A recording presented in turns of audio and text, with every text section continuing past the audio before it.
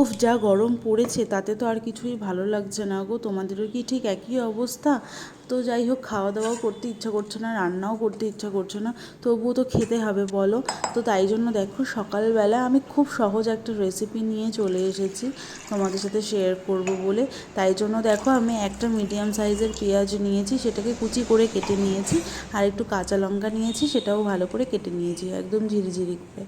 তারপরে একটা পাত্র নিয়ে নিয়েছি দেখো, নিয়ে এর ভেতর 2 কাপ মতন জল দিয়ে, যে বড় চামচটা হয় সেই চামচের 3-4 চামচ মতন ছাতু দিয়ে নিয়েছি। হ্যাঁ, ঠিকই ধরেছো, আমি আজকে সকালবেলা ছাতুর শরবত করব।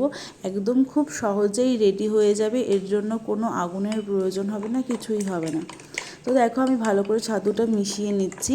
কিন্তু দেখো, চামচ দিয়ে ছাতুটা খুব ভালো করে মেশানো যাবে না।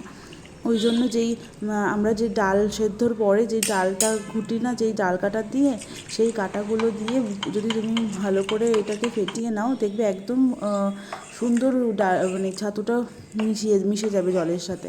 তো তারপরে দেখো, যে পেঁয়াজটা কুচি করে নিয়েছিলাম আর কাঁচা লঙ্কাটা দিয়েছিলাম, সেগুলো সব এর ভেতরে দিয়ে দিলাম, দিয়ে ভালো করে মিশিয়ে নিচ্ছি। এই দেখো, পাতিলেবু কাটতেই আমি ভুলে গেছি। তারপরে দেখো, একটা মিডিয়াম সাইজের পাতিলেবু আমি টুকরো করে নিলাম, নিয়ে এই রসটা এর ভেতরে দিয়ে দেব।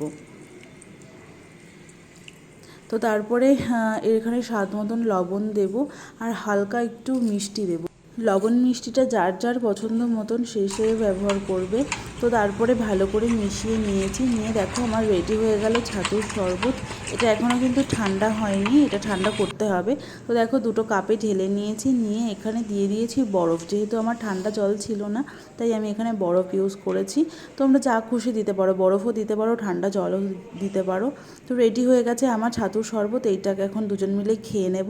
তো আজকের মতন এইটুকুনি থাকলো।